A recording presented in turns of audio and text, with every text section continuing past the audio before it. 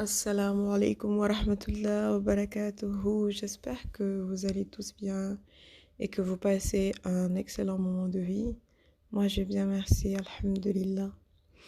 Alors aujourd'hui, j'aimerais vous partager une réflexion que je nourris depuis un petit moment, alhamdulillah, sur le concept de risque, qu'on pourrait traduire en français par subsistance et en wolof par wërsëg, je pense.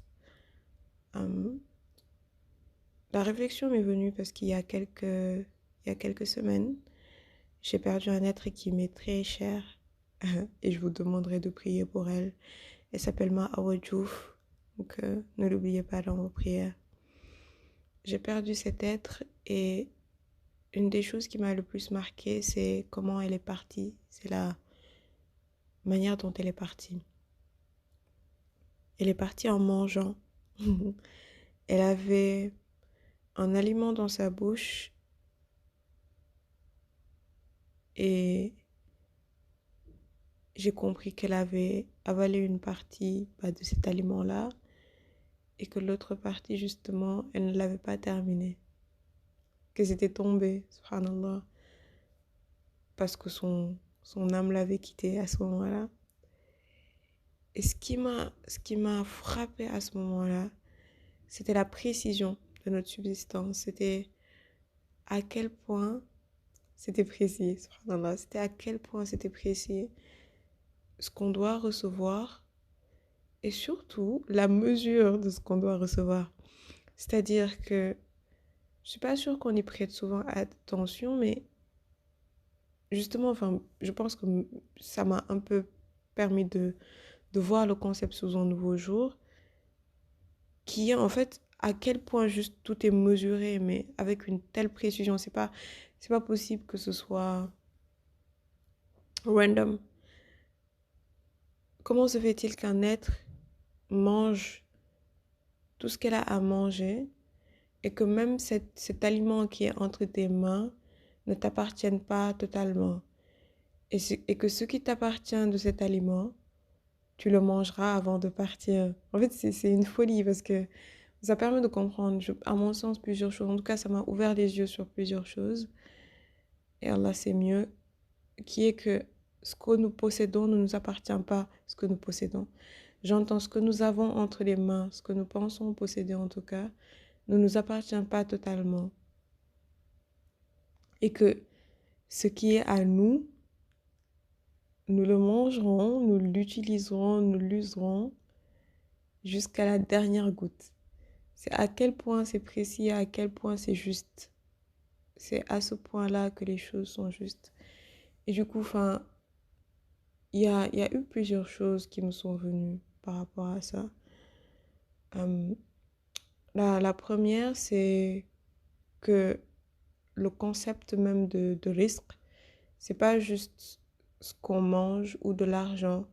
Souvent, on le limite à des biens matériels. Peut-être parce que notre focus est là-bas et peut-être qu'on prend tout le reste pour acquis ou qu'on pense que ça vient de nous, peut-être. Mais on ne l'étend pas au reste. On ne l'étend pas à l'amour qu'on reçoit. On ne l'étend pas à la paix qu'on ressent. On ne l'étend pas au toit qu'on a sur notre tête. On ne l'étend pas à notre capacité de réfléchir, aux idées qui nous viennent, aux projets qu'on met en place, aux sourires qu'on reçoit, aux mains qui sont tendues, aux parents que nous avons, aux amis, à la famille et même à tout ce qui nous manque. On ne l'étend pas à tout ça. Et si on se rend compte juste à quel point le, c'est tellement précis, on ne peut pas ne pas prendre en compte autant ce que nous n'avons pas que ce que nous avons. Prenons un exemple. Si, et quand je dis ça, c'est pour faire un lien avec le fait que ce n'est pas nous qui nous donnons. Et alhamdulillah, que ce ne soit même pas nous qui nous donnons. Parce que je sais que si je devais me donner à moi-même, ça ne le ferait pas. À bien des égards, parce que j'abuserais sur certaines choses, parce que je me donnerais moins à d'autres. Parce que tout simplement, nous sommes imparfaits, en fait, et que nous jugeons mal. Et heureusement que celui qui nous donne, Allah subhanahu wa ta'ala qui nous donne, est parfait. Il est parfait dans tout ce qu'il fait et il est parfait dans ce qu'il nous donne et dans ce qu'il ne nous donne pas. Si on prend un exemple très basique, et d'ailleurs c'est bientôt le Ramadan, donc c'est un bon exemple, souvent quand on a en face de nous un buffet vraiment garni, michoui, ce que vous voulez, votre aliment préféré, toute une table remplie, c'est très difficile de se suffire juste quand le ventre est juste plein. C'est-à-dire ne pas manger au point de ne pas pouvoir respirer. Et c'est quelque chose qui arrive souvent. Parce que la nourriture, elle est là en face de nous. Et c'était comme si on nous avait dit que si on ne mangeait pas à en mourir, ce soir, demain, on ne mangerait pas. Et pourtant, on sait qu'il va rester de la nourriture, hein. Mais on y va, quoi. On y va au point de ne pas pouvoir respirer, au point de ne pas pouvoir marcher. Et pour moi, ça dénote de notre imperfection et de notre incapacité à pouvoir nous donner à nous-mêmes. Parce que même quand les choses sont là, avec abondance en face de nous, on a quand même une incapacité à savoir quand s'arrêter et à savoir ce qui est le meilleur pour nous. Parce que le meilleur pour nous, ce serait de manger juste ce qu'il faudrait pour nous permettre d'avoir de l'air dans notre ventre et de l'eau dans notre ventre. D'ailleurs, c'est un hadith du prophète Mohammed sallallahu alayhi wa sallam qui dit que le ventre doit être réparti en trois, enfin qu'on a trois espaces. Et là, je paragraphe le hadith, je ne le dis pas comme il faut, mais qu'on doit laisser de la place pour la nourriture, pour de l'eau et pour de l'air. Et souvent, ce qu'on fait, c'est qu'on remplit le ventre euh, au point où on n'a même pas d'espace pour l'air, mais c'est juste pour dire. Et après, c'est nous qui en ressentons la douleur, quoi. On n'arrive pas à marcher, on est là, on se plaint d'avoir trop mangé. Et c'est juste pour moi une illustration de notre imperfection quant à notre capacité à provide, à nous donner à nous-mêmes. Et l'autre penchant, c'est quand quelqu'un, on lui présente beaucoup de bien, comme combien de fois il arrivait à des gens, qu'on leur demande par exemple de faire quelque chose, qu'on les invite à accomplir une tâche, à réaliser un projet, à parler par exemple, et que cette personne se refuse de faire la chose parce qu'elle pense ne pas en avoir les capacités ou ne pas le pouvoir. Et ce n'est pas juste en termes de compétences, hein, même de recevoir juste de l'amour. Parfois, on est incapable de recevoir de l'amour parce qu'on se pense ne pas être à la hauteur ou ne pas le mériter. Et donc, là encore, on ressent notre incapacité en tant qu'humain à nous donner. Parce que si c'était, et parfois ça allait, parfois on nous, c'est là quoi, et on nous dit de prendre, et on ne peut pas prendre, parce qu'on a des maladies de cœur, on a des insuffisances, on a des incapacités qui font qu'on n'arrive même pas à prendre ce qui nous est déjà donné. Et donc oui, ces deux choses-là me font déjà réfléchir, c'est un premier pan qui me fait penser juste à notre incompétence et à la perfection de celui qui nous donne. Et qui me fait réaliser que, quelque part,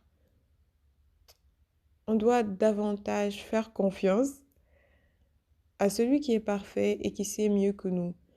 Surtout quand on arrive à réaliser à quel point nous sommes juste insuffisants dans cette capacité à nous donner. Autant quand les choses... Enfin, et dans les deux sens, dans les deux, sur les deux penchants de face de la pièce. Voilà, vous aurez compris. Dans les deux sens, j'entends. Donc, il y a cette incapacité-là et il y a la perfection d'Allah subhanahu wa ta'ala de nous donner, quoi. À nous donner et à ne pas nous donner. Et donc, tout ce qui arrive dans notre vie, tout, il y a pas de hasard, tout. C'est-à-dire les épreuves, euh, la famille dans laquelle nous sommes nés, ce par quoi nous sommes passés, le nombre de personnes que nous avons rencontrées, les mots que nous avons entendus, les mots que nous n'avons pas entendus, que nous aurions aimé entendre, les qualités que nous avons, etc., etc., etc. Tout cela fait partie de notre subsistance. Mais au-delà de tout ça, en fait, la beauté de la chose, c'est que tout cela est tellement précisément designé pour nous. C'est-à-dire que c'était pour nous, c'est fait pour nous avec précision et c'est méticuleux. Et ce n'est pas nous qui l'avons fait, ce n'est pas un humain qui l'a fait et donc ce n'est absolument pas imparfait. Au contraire, c'est parfait. Même quand nous avons du mal à comprendre, même quand nous ne nous retrouvons pas.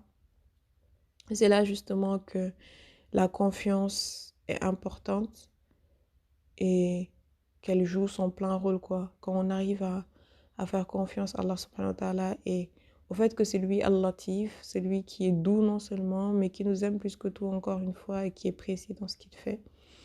L'autre chose, et je le disais en amont, c'est de nous rendre compte que ce qu'il y a entre nos mains ne nous appartient pas totalement. Combien de fois est-ce que vous êtes allé faire des courses pour vous, hein, vous êtes parti, je sais pas, acheter, j'en sais rien du tout, des bananes et vous êtes rentré à la maison et vous avez eu des invités et c'est les invités qui ont mangé les bananes, quoi. Peut-être que vous avez mangé une banane et parfois vous avez rien mangé de ces bananes-là. En fait, ces bananes n'étaient pas à vous. Subhanallah, ces bananes étaient à vos invités, c'était leur risque. Et il y a un autre hadith du prophète Mohammed sallallahu alayhi wa sallam. Enfin, en soi, c'est discuté si c'est un hadith ou pas. Mais ce qui est dit, c'est qu'en fait, votre subsistance vous poursuit comme votre mort vous poursuit. Moi, je trouve ça super beau, subhanallah. Genre, enfin, ce qui est dit, c'est que si vous ne connaissez pas l'adresse de votre subsistance connaît votre adresse. Et il va vous trouver partout là où vous êtes. Et donc, il y a deux façons d'y accéder. Et pour moi, it's mind-blowing. Soit on va chercher notre risque in a halal way, c'est-à-dire d'une façon qui va plaire à Allah subhanahu wa ta'ala, soit on va la chercher in a way that will displease him, d'une façon qui va lui déplaire. Et c'est la meilleure façon de diminuer en fait notre subsistance. Mais quoi qu'il en soit, cet amour que vous allez chercher, ce travail, ce mariage, tout ça, en fait, il est à vous. Il est à vous et il est écrit depuis et c'est scellé depuis. Et ça connaît votre adresse. Et ça vous poursuit comme votre mort vous poursuit. De la même façon que votre mort, il ne vous laissera pas une seconde de plus, pas une tierce de plus. Et il sait absolument là où vous trouvez. Vous n'allez pas vous cacher de votre mort. Si vous étiez au fond de la mer, subhanallah, il viendrait vous trouver là-bas. De la même façon, votre risque, si vous étiez au fond de la mer, frère, il va vous trouver. Donc, pour revenir à l'exemple de la banane, du coup, il y a ce qui est entre nos mains, tout n'est pas à nous, quoi. Le lit que vous avez peut-être acheté, combien d'amis sont venus se coucher sur ce lit-là? Ça voulait juste, c'est juste pour moi un signe que même ce lit ne vous appartient pas. Vous avez une part dans ce lit-là. Et ça nous apprend aussi à pouvoir nous suffire. Parce que d'où les tu vois, on a juste des portions de choses.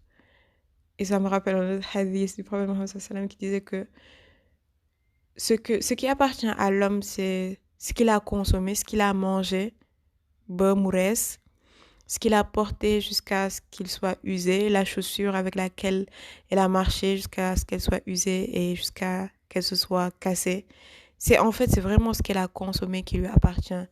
Et donc, vous pouvez avoir plein de biens autour de vous qui ne vous appartiennent que partiellement. Si je prends l'exemple des habits, prenez un défunt. Un défunt peut avoir acheté je sais pas, une parure en or, des habits, des chaussures pour lui, peut-être les avoir portés une fois ou même jamais de sa vie, et à sa mort, ces habits vont appartenir à quelqu'un d'autre, tu vois. De la même façon, même nous, on peut porter un habit pendant un moment, on se l'achète, etc., on s'imagine que, et finalement, cet habit n'est même pas à nous, quoi, il est à une autre personne, etc., etc., etc. On peut acheter un livre, on peut acheter un stylo. En fait, c'est aussi bête que ça.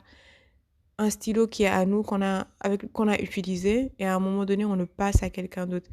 Ce que ça voulait dire, c'est que on a une part de notre subsistance est dans ce stylo, mais elle n'est pas à nous totalement. Elle est aussi à quelqu'un d'autre et elle va prendre cette part de subsistance. Et je trouve ça beau de se rendre compte que ce qu'on a entre nos mains ne nous appartient pas totalement, qu'il appartient aussi aux autres, qu'ils ont aussi leur part et ça facilite juste le fait de pouvoir le partager si on le comprend comme ça.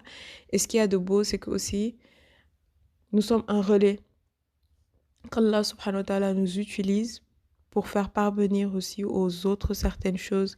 Et sans nous en rendre compte, c'est même un plus dans notre risque parce que ce qu'on partage est aussi à nous. Et donc, ouais, enfin, je trouve qu'il y a juste un nombre de choses incalculables qui changent le rapport. Et l'autre chose aussi que je trouvais super profond, c'est que si il s'agissait de nous, c'est-à-dire que si la source c'était nous, je ne parle pas de la distribution, mais de la source du bien, il serait limité. Il serait... La peur serait justifiée. Parce que enfin, nous, on est fini et ce qu'on a est fini. Sauf que la source est infinie. Subhanallah. La source est infinie. C'est pas une source qui tarit. Et c'est une source qui est sage. Et donc, ce que je veux dire, c'est que j'ai l'impression qu'on est tous riches en abondance. Mais qu'on ne se rend pas compte qu'on est riche en abondance. Parce que notre Créateur, il a dit, demandez-moi et je vous donne. Right? Donc, on lui demande et il nous donne. Et lui, mon il en a à l'infini. C'est-à-dire que, en fait, c'est le riche. C'est le seul riche qui existe parce qu'il a tout. Il a de l'amour en un plus terminé. Il a de la paix en fusion. À fusion, il a de la richesse sous toutes ses formes, sous toutes ses formes, sous toutes ses formes, sous toutes ses formes en abondance. Et c'est lui qui donne avec générosité à celui qui le mérite et à celui qui ne le mérite pas. Et c'est lui qui donne à celui qui lui demande. Et si je pars de ce postulat-là, je me dis, mais en fait, nous, en réalité, on est riche parce que, enfin, il n'y a pas un besoin de... Normalement, il ne devrait même pas avoir un besoin de possession. Parce qu'on n'a pas à posséder. Le truc, c'est comme si on te disait, en fait, tu as un puits et tu as un puits intarissable. Et à tout moment, en fait, tu viens et tu puises. En fait, si on te dit ça, tu n'as pas besoin la nuit de penser à comment faire pour avoir de l'eau. Tu sais que tu as un puits, tu vois. Et l'exemple, il est même pas bon. Parce que, subhanallah, enfin, je sais pas, tu peux toujours trouver une déficience à un puits. Sauf que nous, notre source, là où nous prenons tout, Al-Razaq, lui, il a à l'infini, quoi, tu vois. Et ce qu'il a est infini, justement. Et genre, si on se dit que nous, c'est de là qu'on puise. On n'a pas besoin de posséder, en fait, parce qu'on a déjà, nous n'avons pas pareil. Genre, sans le nuit. Ce que je veux dire, c'est que sans le nuit, nous, mom, nous, own, anything. C'est pas le but, parce que nous n'avons pas pareil. Le but, moi, est-ce que ligne le genre, déjà, est-ce que, quelle est la réponse? Pour moi, le but, c'est la réponse. La réponse à ce qu'on nous donne et ce qu'on nous donne pas, parce qu'on a des désirs en tant qu'humain. Et que parfois, en fait, nos désirs ne sont pas satisfaits. Et quand ils ne sont pas satisfaits, bah, on n'est pas satisfait, on n'est pas heureux, etc. Et on court derrière ces désirs-là. Mais ce que je disais au départ, c'est que nous sommes incapables, et il faut juste voir comment on se comporte devant la nourriture pour savoir que nous sommes incapables de savoir ce qui est bon pour nous ou pas, en fait. On l'aurait su, on se serait arrêté. Mais parfois, on le sait et on va même à contre-courant de ce qui est bon pour nous. Sauf que celui qui nous donne, c'est, subhanallah, ce qui est meilleur pour nous, même quand nous ne le savons pas. Et donc, quand il retient quelque chose, alors que c'est lui, en fait, je veux dire, c'est pas comme s'il retenait quelque chose parce qu'il n'avait pas ou qu'il ne pouvait pas, c'est qu'il le retient par sagesse. Et donc, la réponse, c'est comment on réagit à ça, comment on arrive à aller au-delà de notre frustration d'être fini avec une sagesse limitée et un désir fort pour répondre justement au don de celui qui est infini avec une sagesse illimitée, tu vois. Comment juste on réagit à ça?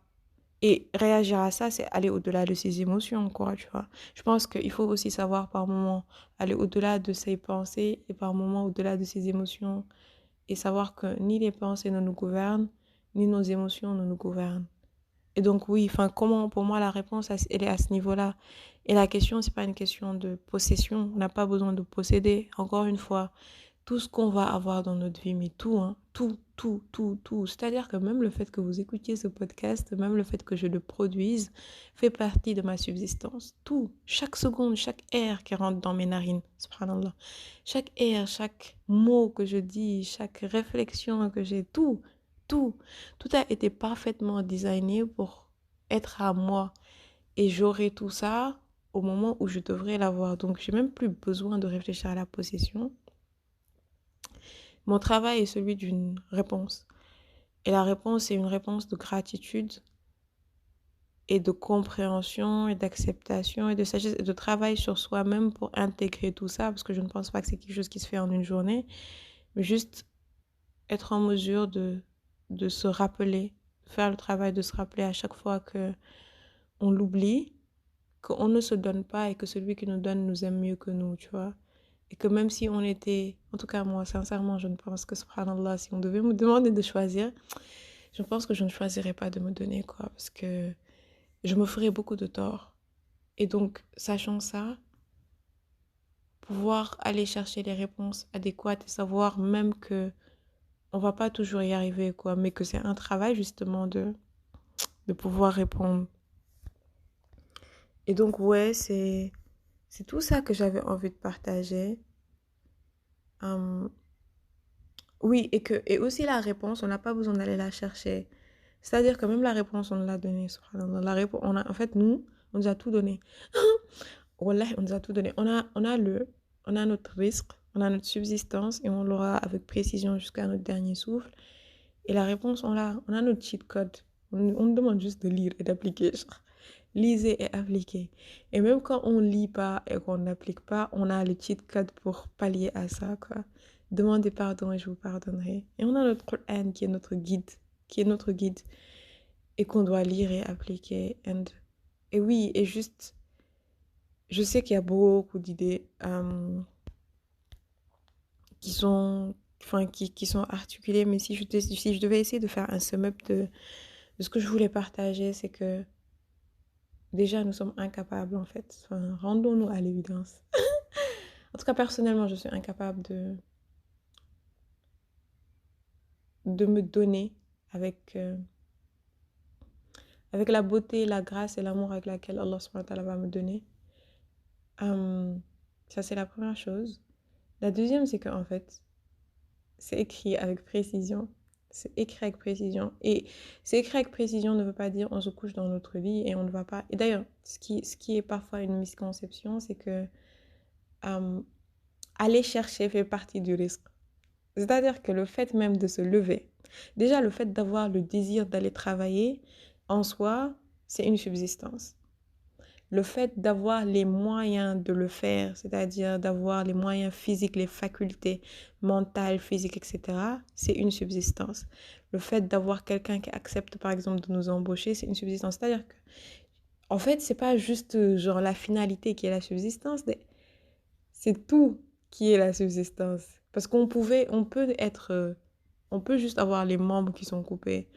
On peut ne pas avoir l'intelligence de faire des choses. C'est-à-dire que, enfin, on a des exemples et on a des contre-exemples, tu vois. Il y a des gens qui ne peuvent plus travailler pour X, Z raisons. Il y a des gens qui ne peuvent plus marcher. Il y a des gens qui ne peuvent plus faire usage de leurs raisons. Et donc, la subsistance, c'est pas en mode je me couche dans mon lit et ça arrive. Non. Le désir même, parce qu'il y a des gens qui n'ont même pas ce désir-là d'aller travailler, tu vois. Le désir même de le faire est une subsistance. Et le désir de ne pas le faire, le manque de désir peut être aussi une subsistance. Et je pense que c'est une subsistance. Donc, encore une fois, il faut savoir lire les choses et répondre en fait aux différentes situations. Et la réponse, c'est la guider. C'est la guider d'Allah subhanahu wa ta'ala. Donc, si je devais du coup summarize, se rappeler que on est incapable d'être d'être juste avec nous-mêmes, que celui qui nous donne, enfin, c'est une source intarissable, que Allah subhanahu wa ta'ala est infini et que ce qu'il a, il est infini. Et que quand il retient, quand il ne donne pas, c'est par sagesse, c'est par amour et pas le contraire. Et pas le contraire. Et peut-être que la question de la punition peut venir à la tête de quelqu'un, dans la tête de quelqu'un. Et il y a des chers qui disent, ne te soucie pas de savoir si Allah subhanahu wa ta'ala te punit ou pas. Parce que la punition finalement dépend encore une fois de la façon dont tu réagis. Si même c'est une punition et que tu réagis en allant vers lui, en demandant pardon, en priant, enfin je veux dire, en lui demandant, cette punition se transforme en fait. Tout dépend de la façon dont tu réagis. Si tu réagis à cette épreuve en t'éloignant d'Allah, là ça devient une punition. Donc finalement tout dépend de la façon dont tu réponds. Et donc deux, que celui qui nous donne est une source intarissable qu'il ne termine pas, que du jeexal bokk laa bëgg a wax. Trois, que notre subsistance va nous trouver, en fait. Like, we don't have to worry about it.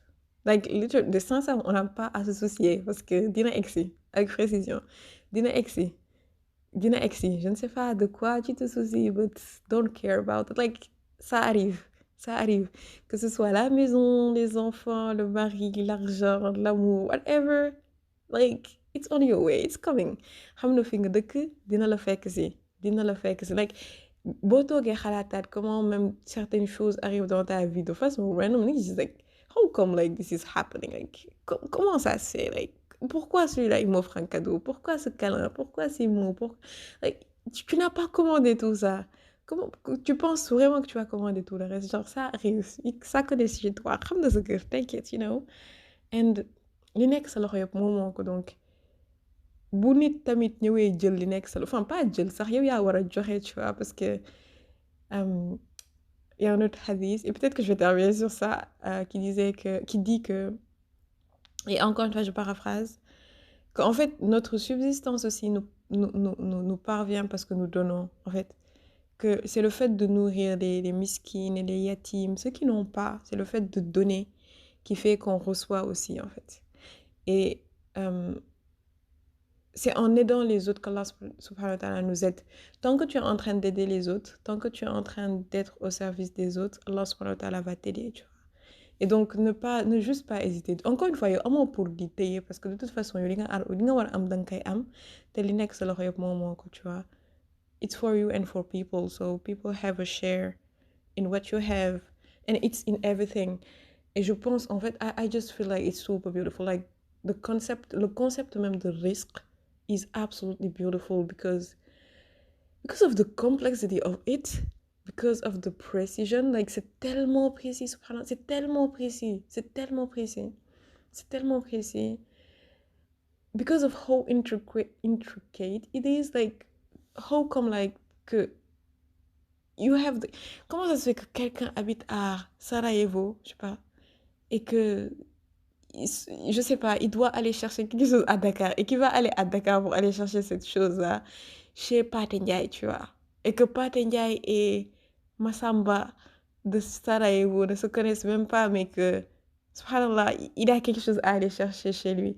Non, mais en fait, je trouve ça super beau. Je trouve ça juste super beau. Comment ça nous met en lien, comment c'est précis, comment c'est beau, comment ça nous révèle nos incapacités, comment ça nous permet aussi de réfléchir sur, alhamdulillah, la précision en fait. Surtout moi, le nom qui me revient, c'est Al-Latif. Comment Allah subhanahu wa ta'ala est juste subtil et doux envers nous, subhanallah. Et comment il nous aime plus que nous. Et comment il est Al-Wahhab, comment il est généreux, même quand nous ne le méritons pas. Donc ouais, c'est ça que je voulais partager.